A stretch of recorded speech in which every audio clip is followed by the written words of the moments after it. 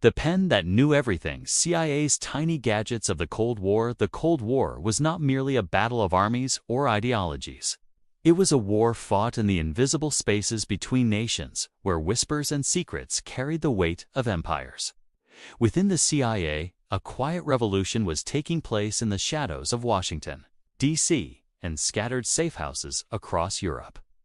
The agency was beginning to understand that true intelligence often required tools so small that they could hide in the palm of a hand, yet wield the power of an entire reconnaissance operation. It was here, in dimly lit workshops and secret laboratories, that the seeds of the micro-gadget revolution were planted. Engineers, scientists, and former intelligence operatives worked side by side, developing devices that were as ingenious as they were clandestine. The story begins in a hidden laboratory tucked away in suburban Virginia. Far from the scrutiny of prying eyes and curious reporters, Dr. Harold Whitman, a brilliant engineer with a meticulous mind, had been recruited for his unconventional skills. Unlike other scientists who shunned secrecy for fame, Harold thrived on anonymity. The CIA needed men like him, people who could imagine tools that existed only in theory and transform them into practical instruments of espionage. His first assignment was deceptively simple: create a writing instrument that could do more than just put ink on paper. It needed to be a pen, yes, but also a carrier of secrets. Every detail mattered: the type of ink, the balance of the device, its weight, the durability, and most critically, the hidden compartments that could conceal microfilm, miniature cameras, or secret codes. As Harold studied the problem, he recalled the tales of British intelligence operatives during World War II, who had used pens and other seemingly innocuous objects for clandestine communication. He realized that the challenge of the Cold War era was far greater. The Soviet intelligence services were highly advanced, constantly surveilling embassies, tracking agents, and intercepting messages. Any mistake could compromise a field operative and lead to catastrophic consequences. Therefore, each device designed had to be flawless in both form and function. Within weeks, Harold and his small team produced the first prototypes of what would later become legendary microgadgets. The spy pen, as it was quickly nicknamed among operatives, was no ordinary writing tool. When disassembled, it revealed a hidden microfilm compartment capable of storing critical intelligence documents. Some versions contained minuscule cameras that could capture images when clicked with precision. Others could house tiny listening devices designed to be planted in offices or safehouses without detection. Each pen was tested relentlessly. Harold and his colleagues would spend hours scrutinizing its mechanics, ensuring it could withstand heat, cold, and even accidental dropsall while remaining completely inconspicuous in the hands of an agent walking down a busy street in Berlin or Vienna. The CIA leadership recognized the potential almost immediately. In meetings shrouded in secrecy, directors discussed the strategic advantage these devices could provide. It was no longer sufficient to rely on traditional methods: mail drops, coded messages, or the interception of radio signals. The future of intelligence lay in objects that blended seamlessly into daily life, tools that could operate invisibly, yet relay invaluable information back to headquarters. Field agents, often burdened by heavy equipment and constant danger, needed gadgets that were intuitive, portable, and reliable. The pen was just the beginning. The engineers began exploring cigarette lighters that could record conversations, wristwatches with hidden cameras, and even buttons on coats that could store encrypted messages. Every invention was meticulously crafted, tested, and then sent to the operatives who would put them into use across continents. Harold's laboratory became a hub of quiet innovation. Engineers rotated shifts, testing new materials, refining mechanics, and brainstorming designs that seemed impossible. Occasionally, an agent would arrive with first-hand accounts from the field, describing situations where an ingenious gadget might have saved a mission. These reports influenced the next wave of prototypes, creating a feedback loop that blended imagination with real-world operational needs. The stakes were high, but so was the sense of purpose. Each device represented a potential breakthrough in the silent war waged in alleyways, offices, and government buildings far from the public eye. By the end of the year, the first batch of micro-gadgets was ready for deployment. The CIA's European stations were briefed, agents were trained on their use, and contingency plans were drafted in case of loss, capture, or compromise. What made these tools revolutionary was not just their technical sophistication, but the philosophy behind them. Intelligence could be gathered discreetly, decisions could be informed accurately, and the balance of power could shift without a single shot being fired. Harold Whitman's pens, once just an idea in a dimly lit room, were now poised to influence the course of international espionage. These innovations also sparked a quiet internal rivalry. Competing agencies and even internal departments observed with curiosity, some with skepticism. Could a pen truly serve as a weapon in intelligence? The answer, as history would reveal, was far more profound than anyone imagined. Every secret written, every microfilm transported, every hidden camera that captured vital information, all of it traced back to the ingenuity of these early experiments in invention. The shadows in which these devices were conceived were not merely physical spaces. They were crucibles of creativity, risk, and unwavering dedication to a cause that few could ever understand. By the time Harold left the laboratory for a brief respite, he knew that the journey had just begun. The Cold War was escalating, and every gadget, every device, would have to evolve to stay ahead of adversaries who were equally inventive and ruthless. Invention in the shadows was not just a motto, it was a way of life. For the CIA, it was the dawn of a new era, one in which intelligence would be gathered in silence, in stealth, and in objects so ordinary they could be carried unnoticed anywhere in the world. And so, the legend of the micro-gadgets began, quietly but indelibly shaping the secret war that history would remember. But only in fragments, in the spaces between official records and whispered stories. The battlefield of espionage was not marked by open fields or flashing explosions, but by the hidden pockets of agents. The silent hum of micro-devices and the invisible trails of information flowing through enemy territories. As the Cold War intensified, CIA operatives realized that survival, success, and strategic advantage often depended not on weapons or armies, but on the tools they carried in their pockets, belts, or even shoes. Every object an agent held could be a key to secrets, a lifeline in hostile environments, or a silent observer in the shadowed corridors of foreign embassies. Following the initial success of the spy pen, Harold Whitman and his team at the secret Virginia laboratory expanded their focus. The mission was clear: transform ordinary objects into extraordinary instruments of intelligence. What began with a pen soon evolved into an entire arsenal of portable, inconspicuous gadgets designed for the field operative.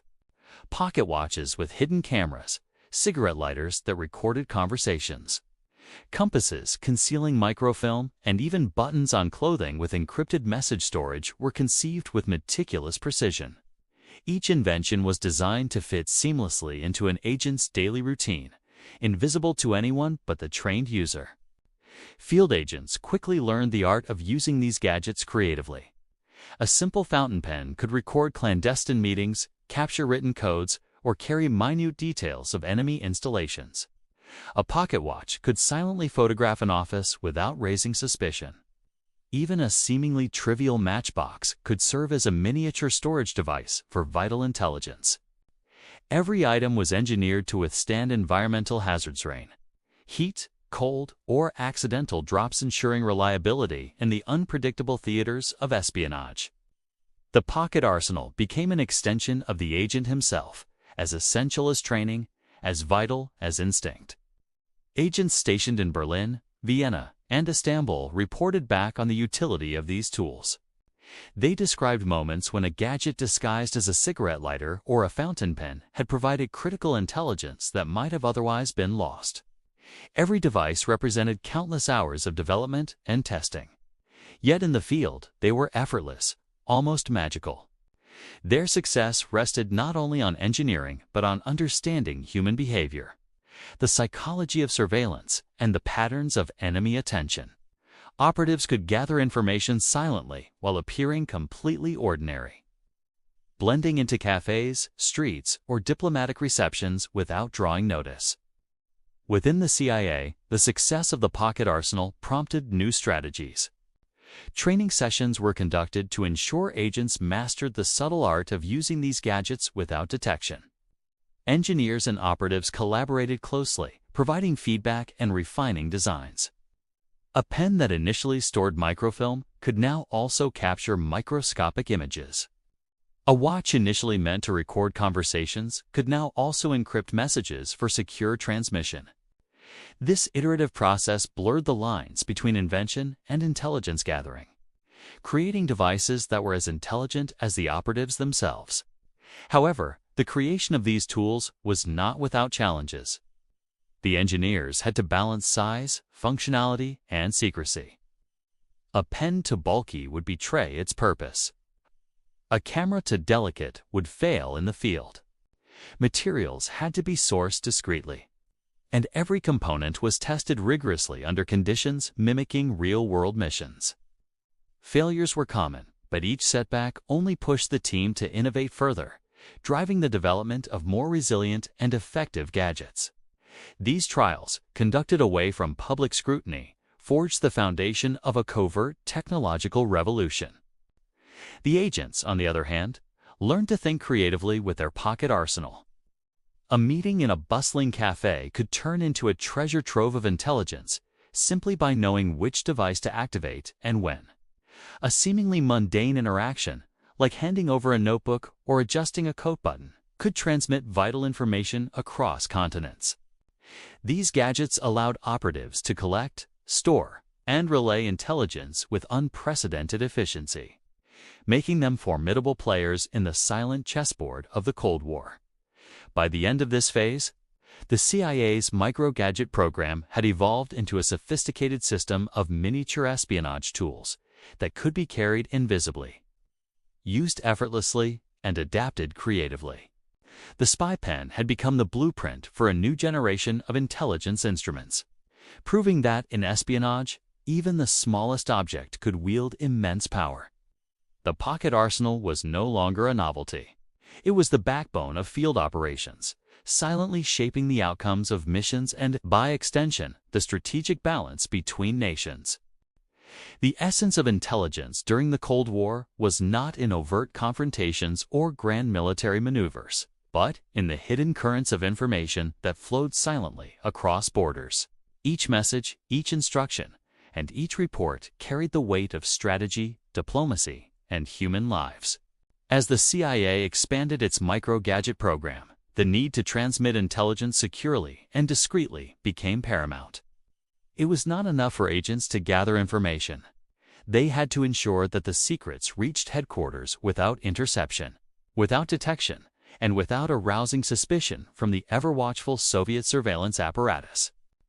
Enter the world of hidden messages, a domain where micro-gadgets were transformed into vessels of clandestine communication. A seemingly ordinary pen, pocket watch, or even a button could now store information in ways that defied conventional understanding. The pens Harold Whitman had engineered were the pioneers in this evolution. Some contained microfilm rolls capable of storing detailed intelligence reports. Others concealed tiny scrolls of coded messages that could be retrieved with a careful twist or push of a mechanism. The ingenuity of these devices lay not just in their ability to hide content, but in the ease with which an agent could access it without revealing the secret to anyone nearby. Agents trained rigorously in decoding and utilizing these hidden messages. Fieldwork in cities like Berlin, Vienna, and Istanbul demanded that operatives move seamlessly in public spaces while carrying intelligence that, if discovered, could jeopardize entire operations. Each gadget became a puzzle, a compact, mechanical marvel that transformed ordinary objects into carriers of critical information. The pens could be used to write innocuous notes on paper, but hidden within were microfilm strips containing classified insights. Watches could photograph rooms or documents at the slightest movement. Even cufflinks and tie clips became mediums for encrypted transmissions. Every device represented a bridge between danger and security, turning mundane items into lifelines of national interest. The development of these hidden message devices was not without its challenges. Engineers and field agents collaborated closely to understand operational scenarios.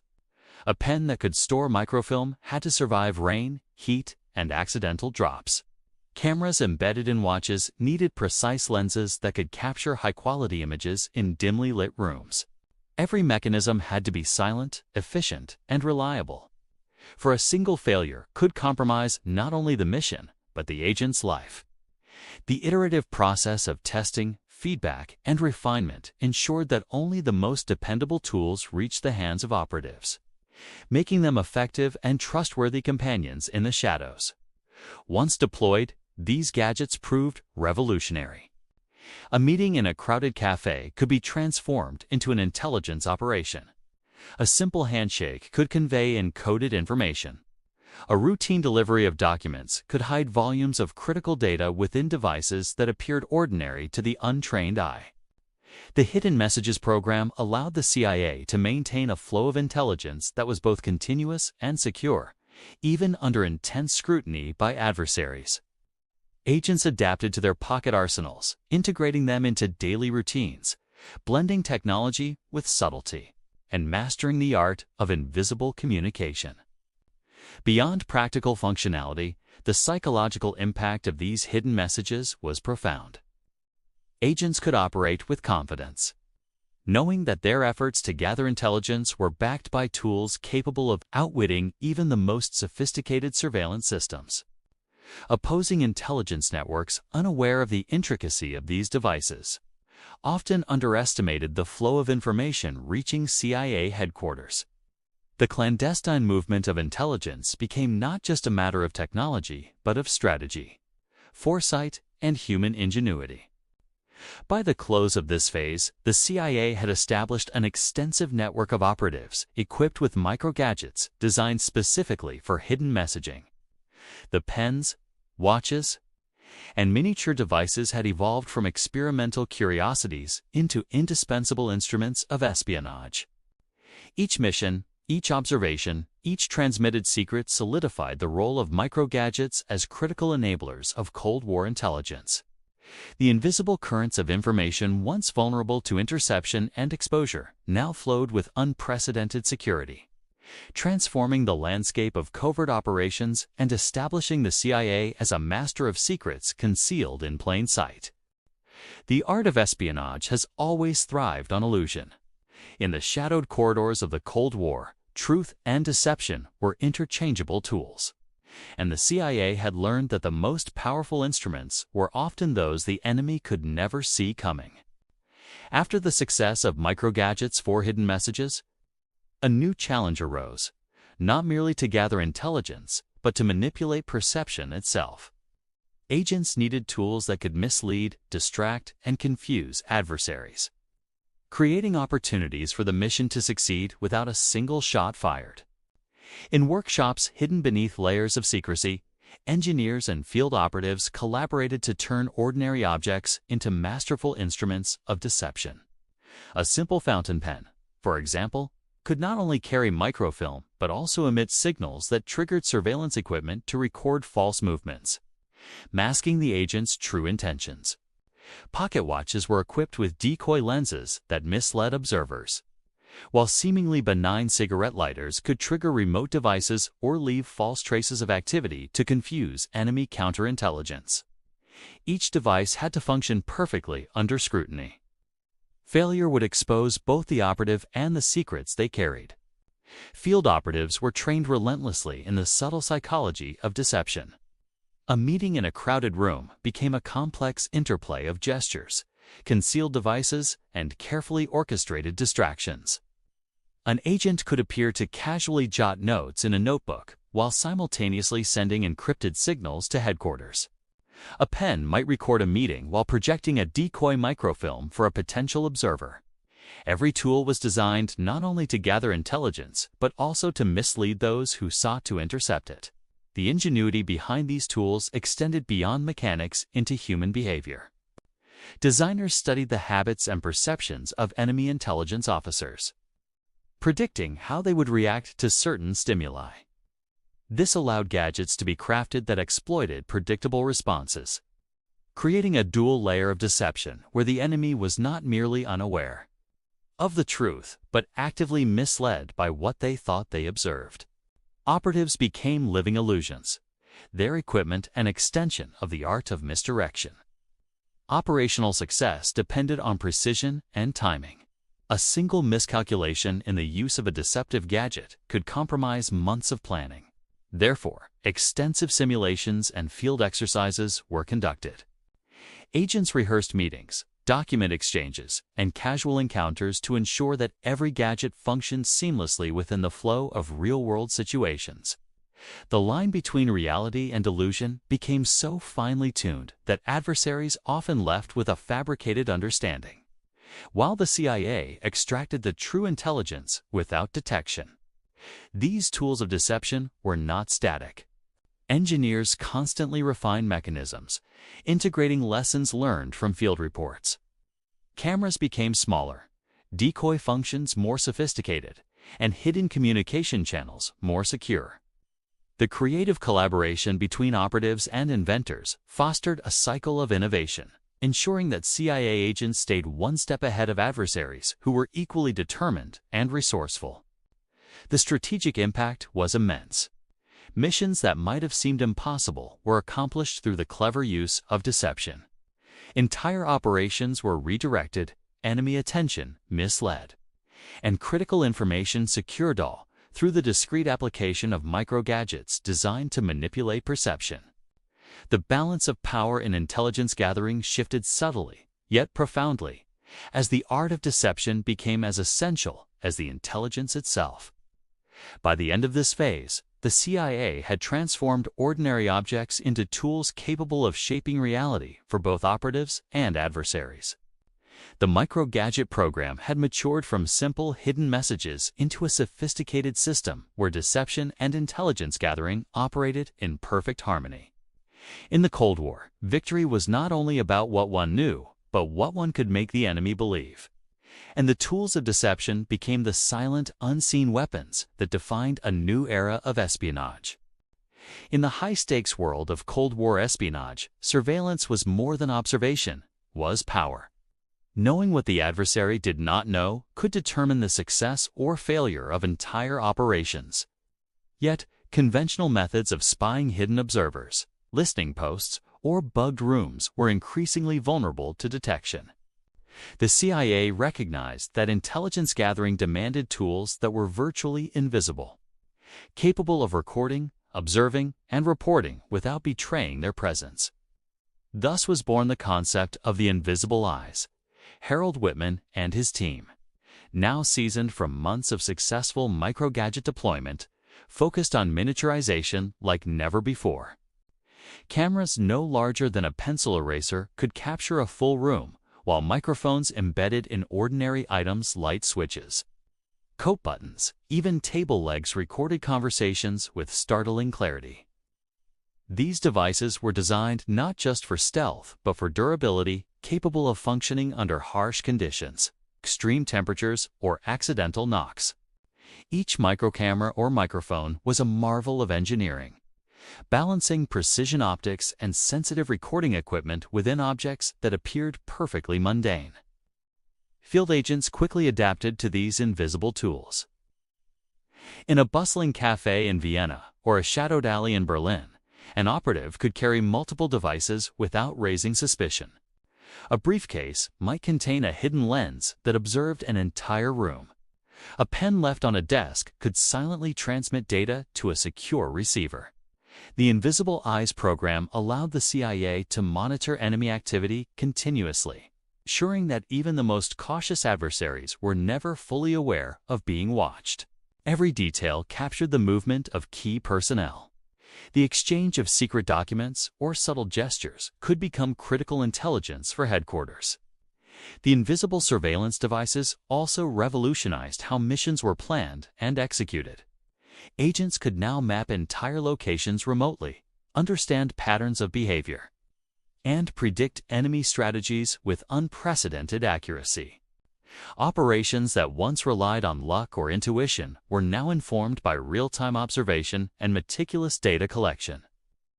A single microcamera or bug could provide information that saved months of planning, reduced risk, and allowed for precise interventions. The advantage lay not only in what was seen, but in the timing and subtlety with which it was observed. The psychological effect on adversaries, though invisible to them, was equally potent. Unaware that they were constantly being monitored, enemy agents acted naturally, revealing secrets in casual conversations and unguarded moments. The invisible eyes transformed ordinary environments into intelligence-gathering arenas, creating a continuous flow of data that was both comprehensive and reliable. CIA analysts sifted through these streams, extracting actionable insights that shaped diplomatic maneuvers, covert operations, and strategic decisions across continents. Innovation in the Invisible Eyes program continued relentlessly. Tiny lenses were integrated into everyday objects, from light bulbs to eyeglasses. And communication devices became so small they could be hidden in a hollowed coin or sewn into the lining of a jacket. Each advancement was tested rigorously to ensure reliability under operational pressures. Agents learned to synchronize multiple devices, creating a network of observation that could cover an entire building or city block without detection. The mastery of surveillance had evolved from simple spying to an almost omnipresent intelligence network, silent yet extraordinarily effective. By the end of this phase, the CIA had achieved a new level of covert capability. The invisible eyes were not just devices, they were extensions of the agents themselves, allowing operatives to see without being seen, hear without being heard, and gather intelligence from every conceivable angle. The Cold War, fought in silence and shadows, had entered a new chapter where observation became a decisive tool, shaping outcomes and influencing decisions in ways that few outside the intelligence community could ever imagine. In a world defined by secrecy and subtlety, the invisible eyes became the unseen guardians of information, silently securing the advantage in a war where knowledge was the ultimate weapon. The brilliance of espionage often lies in its invisibility. By the mid-Cold War era, the CIA had mastered the art of micro-gadgets and invisible surveillance. But a new challenge emerged: how to embed intelligence in the world itself, hiding secrets in plain sight. Agents needed tools and strategies that allowed them to operate openly while still transmitting, observing, and collecting vital information without arousing suspicion. The answer was deceptively simple: integrate secrets seamlessly into everyday life, transforming ordinary objects into repositories of covert intelligence.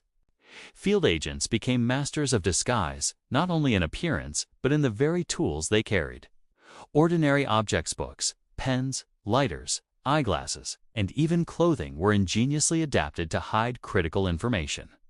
A casual visitor to a hotel room could never guess that a wall clock contained a micro-camera capturing movements across the corridor, or that a decorative vase held encrypted microfilm ready to be retrieved by an operative. The line between normalcy and subterfuge blurred so completely that the very act of observing the environment could itself become part of the intelligence operation. Training for agents now emphasized not only the use of gadgets, but the understanding of human perception. Every device was designed with the psychology of observation in mind, ensuring that it blended naturally into its surroundings. Agents practiced situational awareness, learning to place, activate, and retrieve intelligence from objects in ways that appeared routine and unremarkable to unsuspecting eyes. From cafes in Paris to embassies in Istanbul, the operatives carried out missions under the guise of ordinary life, gathering information with an elegance that masked the extraordinary significance of their actions. Harold Whitman and his team continued to innovate relentlessly. Devices grew more sophisticated and smaller, able to withstand environmental challenges while remaining inconspicuous. Microcameras could capture high-resolution images from minute angles. Tiny storage compartments could hold a trove of encrypted documents. Everyday items could act as secure communication channels with headquarters. Each object underwent rigorous testing in simulated operational conditions, ensuring reliability and durability under pressure. Every detail mattered because the smallest flaw could compromise both the mission and the agent's life. The impact of hiding secrets in plain sight was transformative. Missions that once required risky covert entries or elaborate field operations could now be conducted with minimal exposure. Intelligence flowed through networks of objects scattered across cities and embassies, creating an invisible web of observation and communication. The CIA could monitor, document, and analyze activities continuously, making it nearly impossible for adversaries to remain unaware of the agency's reach. The elegance of these operations lay in their invisibility. Nothing betrayed the presence of intelligence gathering except the results it produced. This approach also introduced a new layer of operational flexibility. Agents could adapt their environment, placing or retrieving information in response to changing circumstances without alerting enemy counterintelligence. Ordinary life itself became a tool, a medium for the collection and transmission of secrets. The intelligence landscape evolved from direct observation and messaging into a nuanced, almost artistic practice of embedding information seamlessly into the visible world. By the end of this phase, the CIA had perfected a delicate balance. Agents could live and operate openly, while their tools, gadgets, and methods rendered them nearly invisible to those they monitored. Secrets in plain sight became the hallmark of Cold War espionage, proving that the most effective intelligence often comes not from stealth alone, but from the mastery of perception itself. Every pen, every button, every book carried the weight of strategy, enabling operatives to gather, transmit, and protect information with unprecedented subtlety and effectiveness. The Cold War had entered its peak, a period defined by secrecy, tension, and the relentless pursuit of advantage across invisible battlefields. Throughout this era, the CIA had transformed the very concept of intelligence gathering. What began with a pen capable of storing microfilm had blossomed into an entire ecosystem of micro-gadget tools, so small yet so powerful that they shaped the outcome of operations, missions, and even global strategies. As the years passed, the operatives who had wielded these devices and the engineers who had invented them came to understand the profound impact of their work, the legacy of the micro-spy, in hidden laboratories, field offices, and the private lives of operatives. The influence of micro-gadgets had become pervasive. Harold Whitman, now a veteran of the agency, reflected on the evolution of his creations. The spy pen, once merely a novel idea, had spawned a lineage of devices capable of performing surveillance, communication, and intelligence collection in ways that were previously unthinkable. Pocket watches recorded clandestine meetings. Eyeglasses photographed entire rooms without detection. Buttons and coat linings stored encrypted messages for operatives on critical missions. Each device, no matter how small, became a silent witness to the secret currents of global affairs. The legacy of these microspies was not limited to the mechanical genius of the devices themselves. It was also the mindset they cultivated among operatives. Agents learned to think creatively, to observe subtly, and to interact with their environment in ways that made the ordinary extraordinary. Every handshake, glance, or placement of an object became part of a larger strategy, transforming mundane actions into instruments of intelligence. Training programs incorporated these lessons, teaching new generations to treat every object as a potential tool, every environment as a canvas for observation, and every interaction as an opportunity to gather actionable insight. Operations across Europe, Asia, and the Americas demonstrated the extraordinary reach of these gadgets. In Berlin, a pen captured documents detailing covert enemy movements.